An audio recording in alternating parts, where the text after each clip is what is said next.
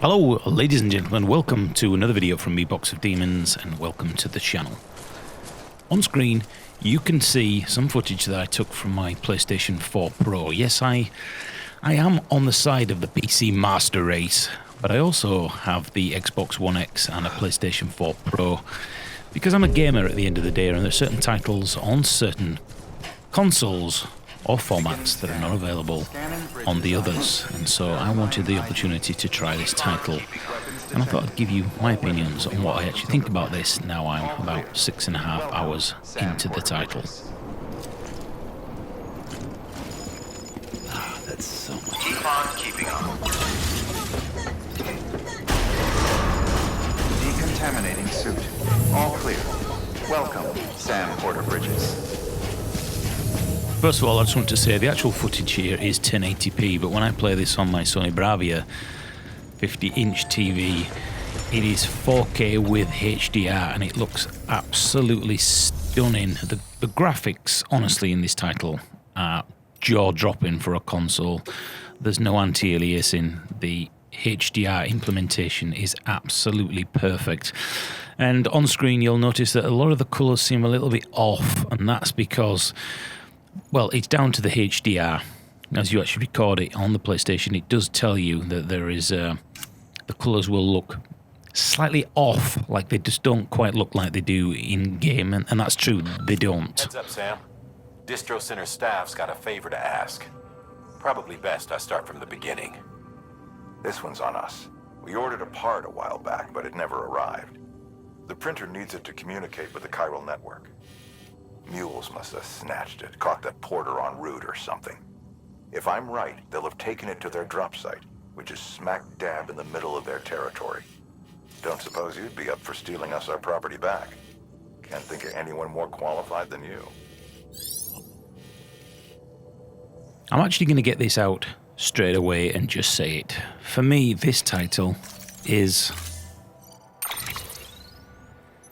a masterpiece. This game has split reviewers and critics and gamers straight down the middle, with many people saying this is Game of the Year and a masterpiece, and other people saying this game is boring trash. Well, I'm afraid I'm on the side of this being a masterpiece. First 2 to 3 hours, honestly, I don't think I even picked the controller up more than 3 times for 10 minutes because there were so many cutscenes introducing the world, the story, and the whole premise of Death Stranding. The cutscenes and quality of those cutscenes and the acting and the lighting and the graphics and everything in this title is mind-blowing. The cutscenes are all in-game, and they transition from cutscene to in-game absolutely seamlessly. There is absolutely no view or sign of it cutting from one to the other.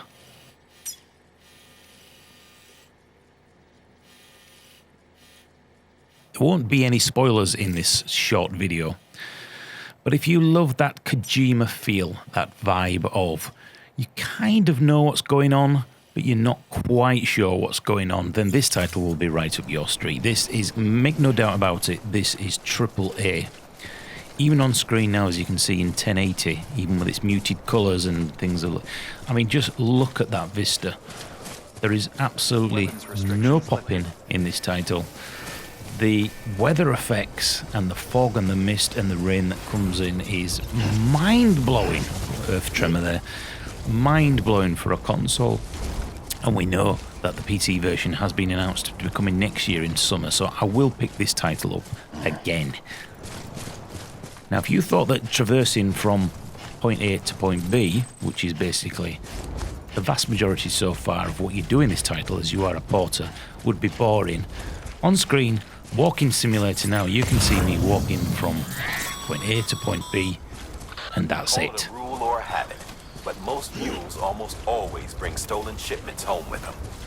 Find the post box, steal back the cargo. Simple as that. But be careful, these guys are armed. If this goes sideways, be ready to fight. On paper, this title should be absolutely boring. I'm just going to scan the water here to see how deep it is. If it's red, we won't get across. I'll use both hands on my packages there. Both hands on my packet.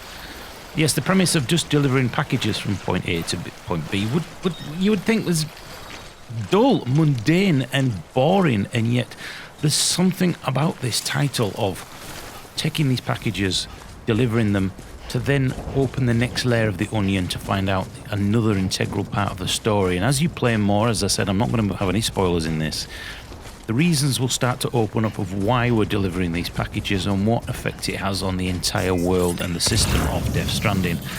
The story, as with all Kojima games, is very interpretable.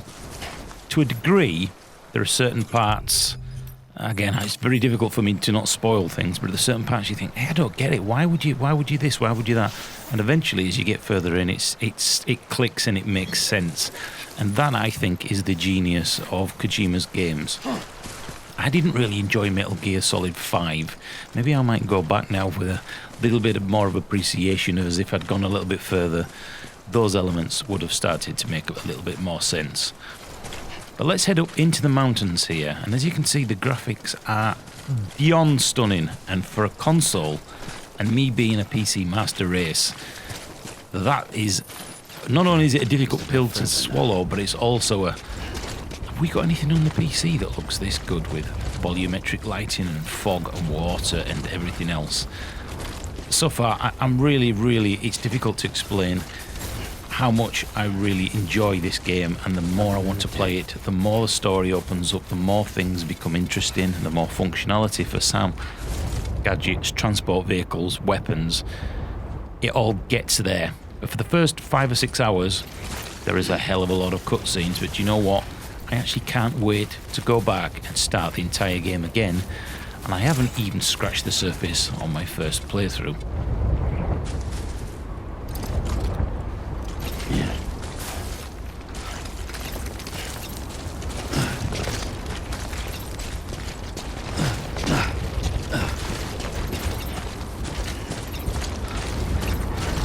A really interesting aspect to this title is that other players that are in my community or my friends list who are playing this title, if many of them take the same route and the same path for objectives, you'll actually see their route on the ground by a set of footprints.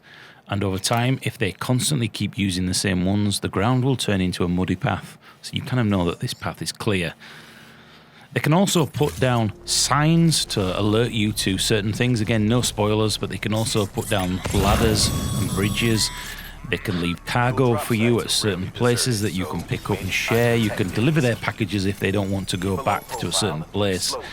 And it's all tied into that kind of open world multiplayer aspect of you're actually playing this as a community rather than just a single player. And I think that's an awesome thing. If I put down this rope here, if I need to put down the rope here, I might actually move up. If I left that there, another player who came along could actually use that rope and leave me a like in-game. Now, all these likes, I'm not quite sure what they turn into, whether it's currency or helping you rank up. But there are certain parts in this game that are fantastic. As you can see, the 3 ladder icons over to the top left, real players have left those out in the environment for me to use. And if I put something down, they can use it as well.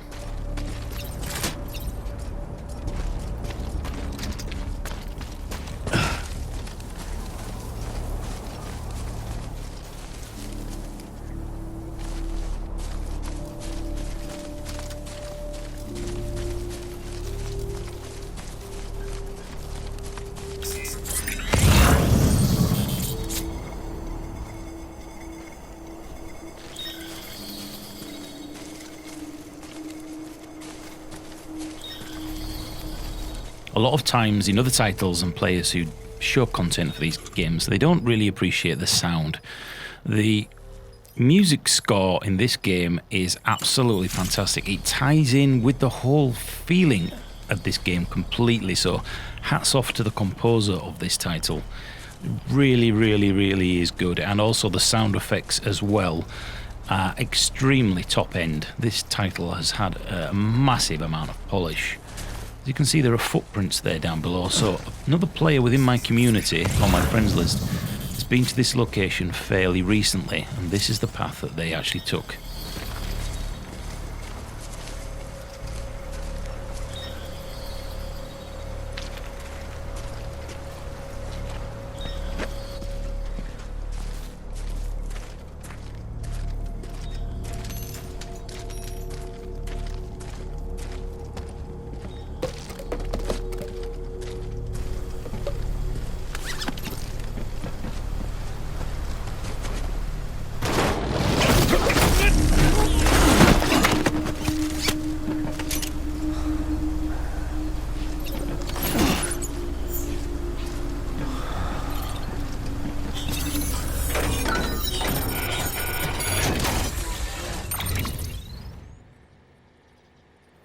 My only slight negative so far is a lot of the functionality and items at the bottom of the screen.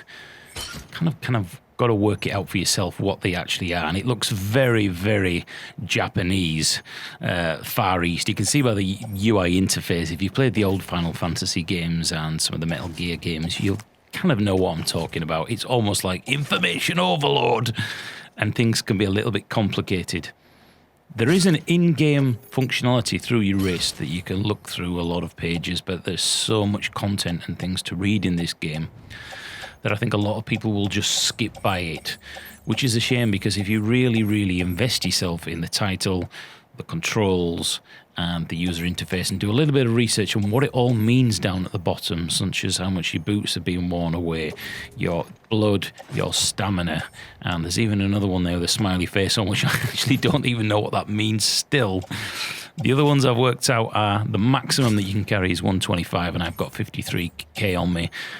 And you can pick and put items anywhere on your body, but it's all this thing about balance. You want to be able to keep your balance out in the world, and it will slow you down. Obviously, if you're being chased by, again, no spoilers, certain things, then the more gear that you carry in, the more you're going to struggle. But as we get in further, there will be more vehicles opening up to help you with your transports.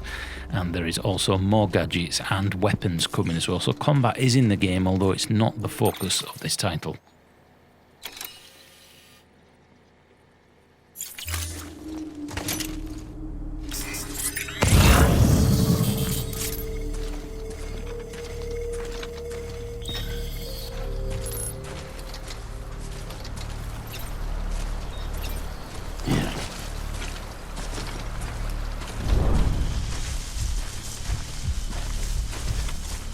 As you get into the title and we start to see things such as the BTs, and you have BB with you as well, the actual enemies, again, are so well done that there is a real sense of fear. And when they try to, let's just say, grab you and the earth turns to oil and it's corrupted, it's every time I play the title, and let's say there is a cutscene, there's always a twist and an arc that you just never saw coming. Something that just happens and you go, hey, I wasn't expecting that, or oh my god, that's fucking cool. It really is a title that's either going to grab you or it's not. I don't think there's any real middle ground. But if you love beautiful graphics, a real intense, in-depth story that's going to make you think and question a lot of the things that are in here, beautiful graphics, sound, and everything else, and the cutscenes, again, as I've mentioned, are absolutely AAA. I really can't praise this title enough, and I'm only about 6 hours in, so I'm not even a quarter of the way through yet. But I'm taking my time and enjoying every single part of it. It's unlike any other title I think I have ever played. The thought of a kind of a futuristic sci-fi Donnie Darko vibe, sort of, as in, you know, you interpret it how you want to interpret it. That sort of a title mixed in with everything else, which is AAA, and all you do is basically deliver packages from one to the other. On paper it shouldn't work, but you know what, it kind of does, and I stand by what I said. Even 6 hours in, this game for me is a masterpiece. Thanks for watching. I've been Box of Demons, trying not to be a console pleb, but finding a title that I think is up there with Witcher 3 and other titles that I class as absolute classics. Thanks for watching. I'll see you in another video coming real soon.